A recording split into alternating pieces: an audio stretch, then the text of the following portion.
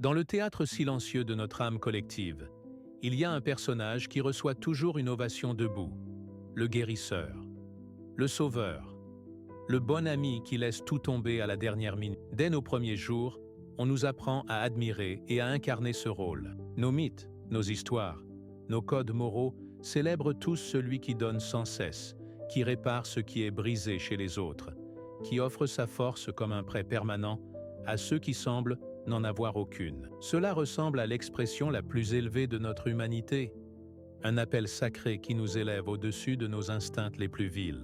Mais chaque archétype, aussi noble soit-il, projette une ombre, chaque lumière crée une obscurité.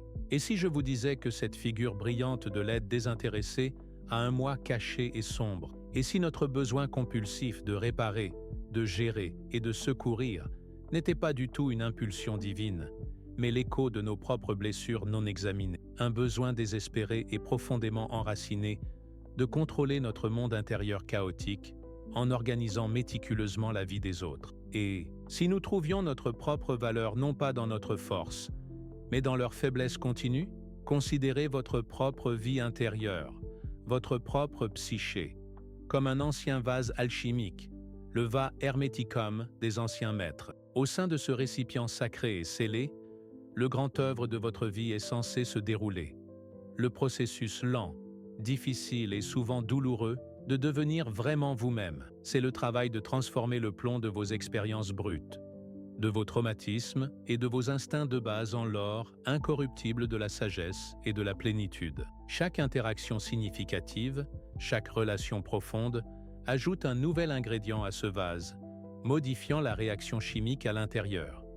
Lorsque vous vous connectez à une autre âme d'une manière saine et consciente, vous ajoutez un puissant catalyseur, un élément qui clarifie, purifie et élève la substance de vos deux vies, accélérant le grand œuvre. Mais que se passe-t-il lorsque vous versez votre énergie vitale finie et précieuse dans une connexion qui est fondamentalement malsaine? Vous n'ajoutez pas un catalyseur, vous versez sans le savoir un poison psychique. Vous introduisez un élément qui trouble tout le mélange, qui arrête le processus délicat de transformation et qui, avec le temps, crée une boue toxique et stagnante de ressentiment, de dépendance et d'illusions profondes. Cette exploration est un guide de cet art sacré et nécessaire du discernement. C'est un voyage dans les ombres de la relation humaine, non pas pour condamner ce que nous y trouvons, mais pour comprendre ces mécanismes afin que nous puissions nous en désengager. Nous allons découvrir 7 schémas fondamentaux de stagnation psychique, 7 figures archétypales qui sont prises dans l'emprise puissante de leur propre tourment intérieur. Nous entreprenons cette analyse non pas pour les juger, mais pour protéger l'espace sacré de notre propre travail intérieur et dans l'étrange paradoxe de la sagesse, pour leur accorder l'obscurité et la solitude profonde qui sont souvent le seul creuset dans lequel leur propre transformation a une chance de commencer. Avant de pouvoir espérer identifier ces schémas épuisants dans le monde qui nous entoure, nous devons d'abord tourner la lampe de la conscience vers l'intérieur et examiner courageusement la nature même de notre propre impulsion à aider. Pour beaucoup d'entre nous, en particulier ceux qui ont été félicités pour avoir été des enfants bons ou responsables, l'envie de secourir n'est pas un simple acte de générosité. C'est un programme inconscient profondément enraciné. C'est une projection. Nous voyons une personne en détresse, un ami en crise financière, un parent dans une relation chaotique. Et, dans son trouble, nous reconnaissons inconsciemment un morceau de notre propre moi non guéri. Nous voyons l'enfant abandonné que nous étions autrefois, la victime impuissante que nous nous sentions autrefois être, le foyer chaotique auquel nous avons survécu en devenant hyper compétents. Et ainsi, nous nous précipitons pour les sauver, car à un niveau plus profond que la pensée, nous croyons qu'en les sauvant, nous sauvons rétroactivement cette partie blessée et impuissante de nous-mêmes. Nous ne voyons pas vraiment l'individu devant nous dans toute sa complexité. Nous voyons un fantôme de notre propre passé, un rôle dans une pièce que nous jouons depuis toujours. C'est le moteur du complexe du sauveur. Cela ressemble à de l'amour, cela ressemble à de la compassion, cela nous vaut des éloges et de l'admiration. Mais au fond, c'est une stratégie élaborée pour gérer notre propre douleur intérieure en contrôlant le monde extérieur. Cela crée une dynamique subtile mais puissante, où notre sentiment d'utilité et de valeur devient dangereusement dépendant de la faiblesse continue de l'autre personne. S'ils guérissent réellement, s'ils trouvent leur propre force et se tiennent sur leurs deux pieds, notre rôle de sauveur disparaît. Et nous sommes laissés, soudainement et terriblement, seuls à nouveau pour faire face au vide ou au chaos en nous que nous essayons si désespérément d'éviter. Le véritable objectif d'une vie consciente et significative n'est pas de devenir le réparateur héroïque des égos et des vies de ceux qui nous entourent. C'est de se lancer dans le voyage beaucoup plus difficile et beaucoup moins célébré, de devenir nous-mêmes entiers. C'est le chemin de l'individuation. C'est un voyage d'intégration implacable, d'avoir l'immense courage de faire face à nos propres aspects cachés, à notre propre avidité, à notre propre envie, à notre propre rage, notre ombre, et d'amener ces parties reniées de nous-mêmes à la lumière d'une conscience compatissante. La véritable aide, l'aide la plus profonde et la plus transformatrice que vous puissiez jamais offrir à un autre être humain, n'est pas de résoudre ses problèmes à sa place, c'est de faire votre propre travail intérieur si complètement que vous puissiez maintenir un espace stable et inébranlable, dans lequel il pourrait trouver le courage de commencer son propre voyage. C'est la différence fondamentale entre appliquer un pansement sur une plaie purulente, permettant un masque fragile, une persona, et nourrir l'âme profonde et authentique à l'intérieur, en lui faisant confiance pour connaître son propre chemin vers la guérison. Avec cette compréhension difficile, que notre impulsion à aider n'est pas toujours aussi pure que nous le croyons, nous pouvons maintenant aborder le monde avec de nouveaux yeux. Nous pouvons développer une clarté qui nous permet de voir au-delà du drame de surface et dans les mécanismes psychiques sous-jacents d'une relation. Examinons maintenant le sable mouvant psychique lui-même, les dynamiques épuisantes qui piègent à la fois l'aidant et l'aidé dans un cycle répétitif et destructeur d'âme de stagnation. Nous commencerons par ceux qui nous épuisent, non pas par une malice active, mais par une passivité profonde et profondément enracinée, qui agit comme un aspirateur psychique. Le premier de ces schémas archétypaux est le puer aeternus, l'enfant éternel. C'est l'âme qui, pour une myriade de raisons complexes, refuse de quitter le jardin clos de l'enfance. C'est un paradis psychologique où tous les besoins sont satisfaits par une force maternelle aimante et toute-puissante, et où le potentiel est une chose chatoyante et belle, précisément parce qu'il n'est jamais testé contre la dure friction de la réalité. Cette personne dérive dans la vie avec un charme indéniable, un sentiment d'émerveillement et de possibilités illimitées qui peuvent être enivrants. Mais son potentiel n'est jamais réalisé, car réaliser son potentiel signifie choisir une voie et en abandonner d'autres, s'engager, lutter et accepter les limitations douloureuses d'être humain. Votre aide devient la chose même qu'elle recherche inconsciemment, la mère de substitution, la force habilitante qui la protège des conséquences naturelles de la vie. Vous payez son loyer pendant qu'elle parle du roman qu'elle écrira un jour. Vous résolvez sa dernière crise, afin qu'elle puisse continuer à poursuivre sa véritable passion. Vous devenez le fondement de la stabilité qui lui permet de rester magnifiquement, tragiquement instable. En lui offrant ce hamac de confort, vous empêchez la chute nécessaire et transformatrice dans la vraie vie. Ce n'est que dans cette chute, dans cet impact douloureux mais vital avec le sol de la conséquence, qu'elle pourrait découvrir ses propres jambes, sa propre capacité à se tenir debout, à échouer, à apprendre et à avancer de sa propre autorité. Votre sauvetage continu n'est pas un acte de gentillesse, c'est un acte de liaison.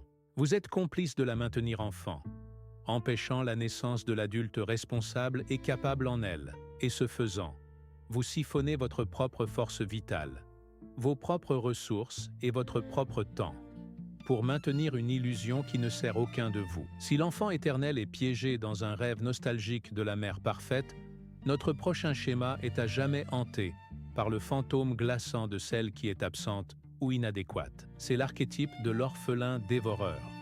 Cet individu se déplace dans le monde, à partir d'un lieu de blessure profonde et primale. Au cœur même de son être se trouve la conviction inébranlable qu'il a été abandonné, qu'il n'a pas reçu ce qui lui était légitimement dû, que la vie elle-même lui a infligé un coup fondamentalement injuste. En conséquence, il a l'impression que le monde, et tous ceux qui s'y trouvent, lui doivent une dette infinie et impayable. Et vous, la personne gentille et serviable, venez de vous désigner comme le prochain à effectuer un paiement. Son besoin est un trou noir psychique. Vous pouvez y verser votre temps, votre argent, votre amour, votre attention sans partage et votre énergie la plus sincère. Mais tout disparaîtra sans laisser de traces, vous laissant un sentiment étrangement vide et peu apprécié. Son ingratitude persistante n'est pas nécessairement un acte conscient de malice. C'est un symptôme d'une blessure centrale si vaste qu'aucune quantité de dons extérieurs ne peut espérer la combler. Chaque cadeau que vous offrez n'est pas reçu avec la chaleur de la gratitude, mais est plutôt consommé comme un droit, un acompte minuscule et insuffisant sur la dette cosmique qui lui est due. Il ne voit pas votre sacrifice. Il ne voit et ne ressent que son propre vide sans fin. L'aider, c'est alimenter son histoire centrale de victimisation. Vous devenez la preuve vivante qu'il est en effet impuissant et que les autres devraient et doivent prendre soin de lui. Cette validation est la chose même qui l'empêche de se tourner vers l'intérieur pour affronter la blessure originelle et commencer le processus lent, ardu et solitaire de la pleurer et de la guérir de l'intérieur. Vous ne comblez pas un vide pour lui, vous l'aidez simplement à creuser ses murs toujours plus profondément. Nous passons maintenant des vides passifs, qui absorbent notre force vitale au royaume plus complexe et perfide des architectes actifs de l'illusion. Ce sont les individus qui s'engagent avec nous, non pas à partir d'un lieu de besoin simple et honnête, mais à partir d'un réseau soigneusement construit de masques psychologiques, de projections et de tromperies. Le premier d'entre eux est l'archétype formidable de la persona gonflée, l'homme ou la femme arrogant. C'est l'individu qui est devenu dangereusement fusionné avec un masque de sa propre fabrication, le masque du savant, de l'expert ou de l'avancé spirituellement. Tout son sens de soi, sa stabilité psychique même, est construit sur cette persona rigide et fragile d'avoir raison, d'être au-dessus des fragilités et des confusions désordonnées des gens ordinaires. Il ne veut pas de votre aide, il veut votre validation. Il ne cherche pas votre sagesse, il cherche votre accord loyal. Vous ne pouvez pas verser de thé dans une tasse déjà pleine à ras-bord. Et son esprit est une tasse qui se croit être l'océan entier. Tout conseil que vous offrez, toute perspective qui remet subtilement en question son image de soi soigneusement organisée, n'est pas perçue comme un cadeau, mais comme une attaque hostile. Cela menace la fondation fragile sur laquelle tout son ego est construit.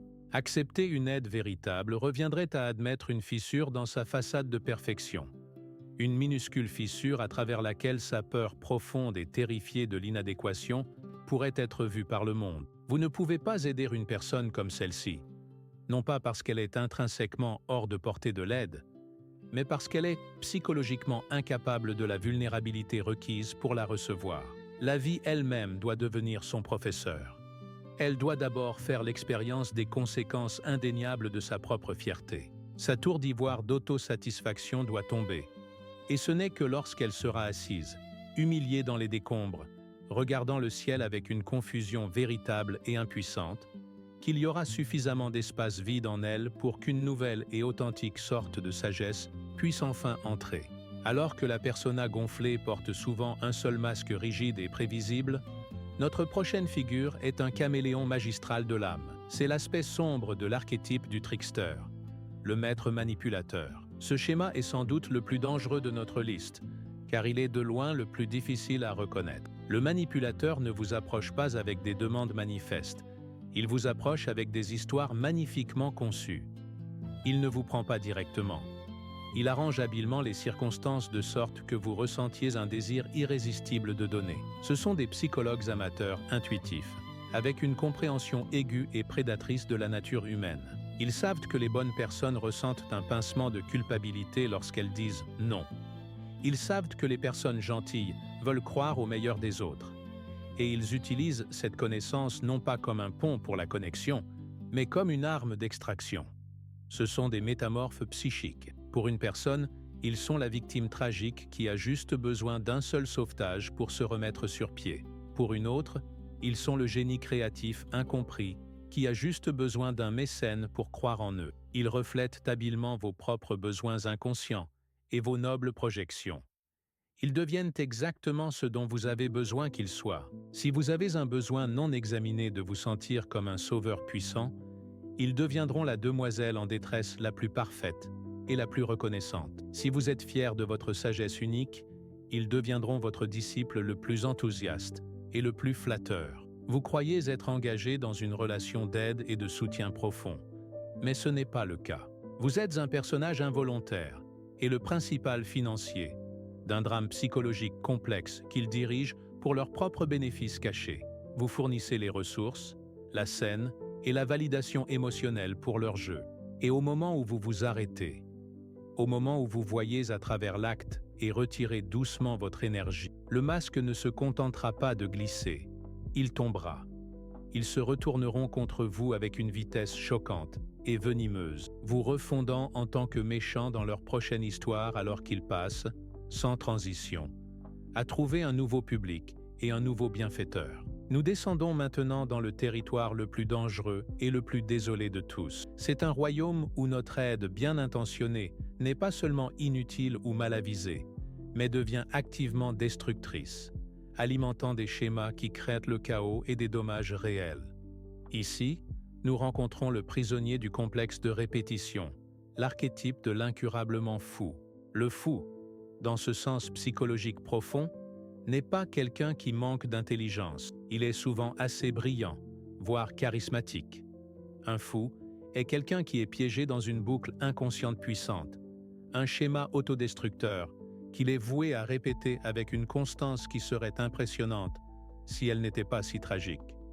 Il ignore les conseils judicieux.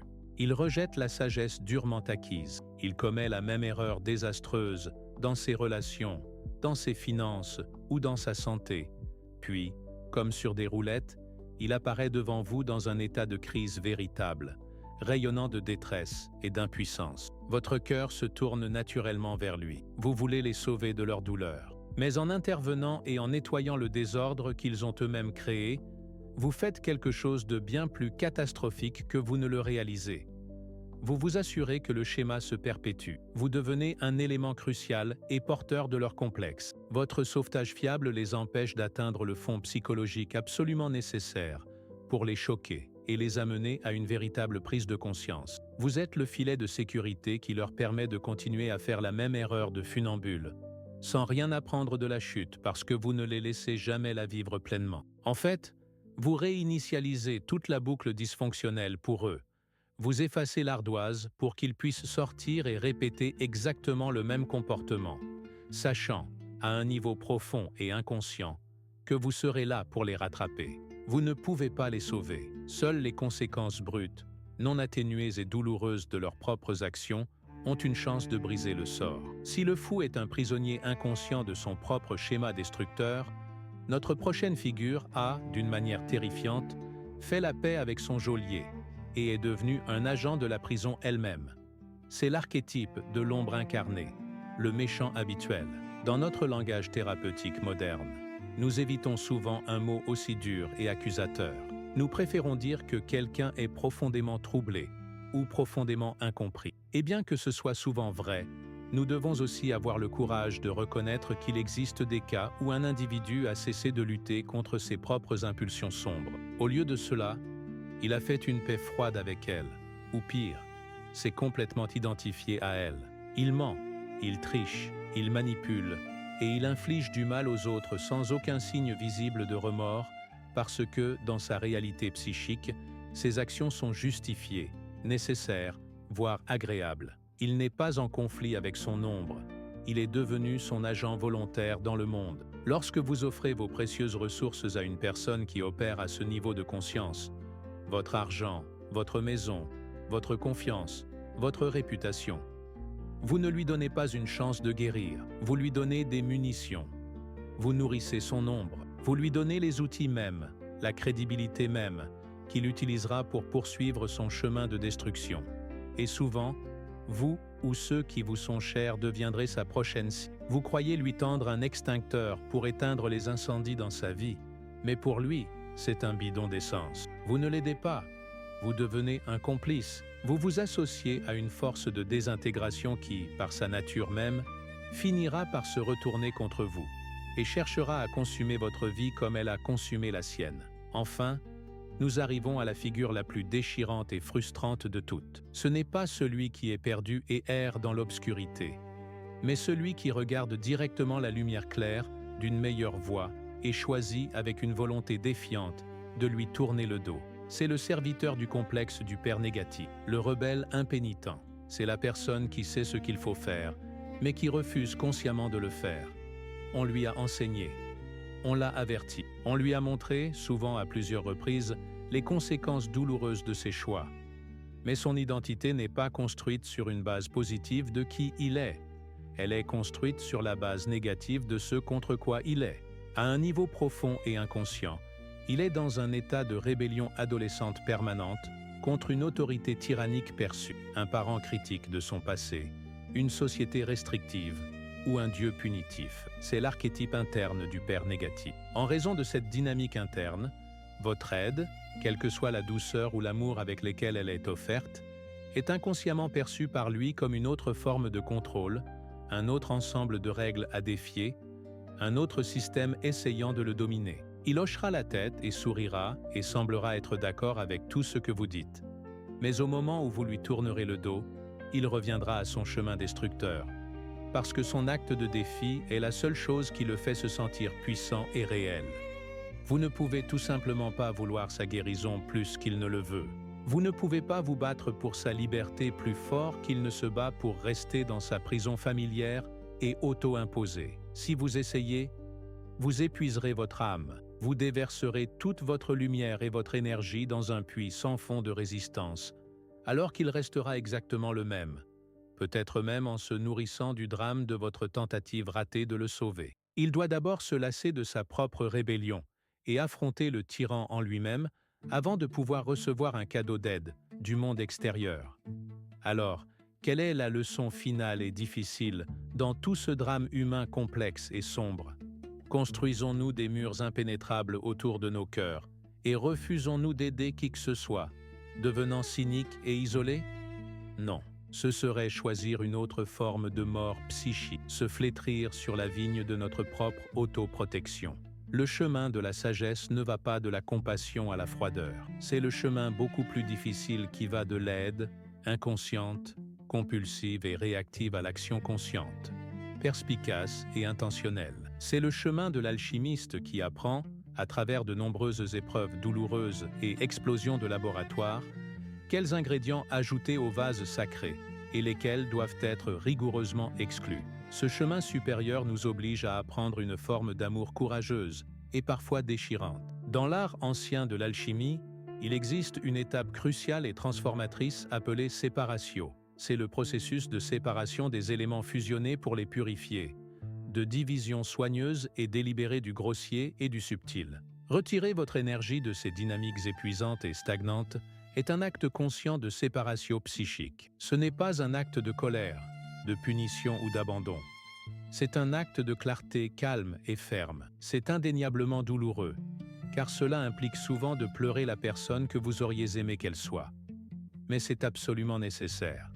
Cela purifie vos propres intentions, vous libérant de l'emprise addictive de votre propre complexe de sauveur. Et pour l'autre personne, cela crée un vide. Cela crée un silence puissant et inconfortable, là où il y avait autrefois le bruit de votre intervention constante. Et dans ce silence, dans ce vide, la vérité brute et indéniable de sa propre situation a une chance d'être entendue. La douleur authentique de sa réalité peut enfin être ressentie. Et c'est là, dans cet espace sacré et vide, que votre retraite a permis d'exister, que le travail véritable et difficile de sa propre âme peut, peut-être, pour la toute première fois, enfin commencer. Faites un inventaire sans crainte de votre propre vie, de votre propre grande œuvre alchimique, qui, dans votre monde, est devenue une distraction constante de votre propre cheminement vers la plénitude. Qui utilisez-vous inconsciemment pour mettre en scène vos propres drames non vécus, pour guérir vos propres blessures non guéries, pour prouver votre propre bonté à vous-même? Ayez le courage profond d'effectuer la séparatio. Reculez, pas avec une annonce dramatique, mais avec un retrait calme et résolu de votre énergie trop étendue. Ce n'est pas un acte de cruauté. C'est un acte de profond respect pour la souveraineté de son âme et pour la sainteté de la vôtre. En fin de compte, vous ne pouvez sauver personne. Vous ne pouvez pas achever l'individuation d'un autre à sa place. Vous ne pouvez, et vous ne devez, que vous consacrer avec une dévotion inébranlable à la tâche sacrée, difficile et belle, d'achever la vôtre.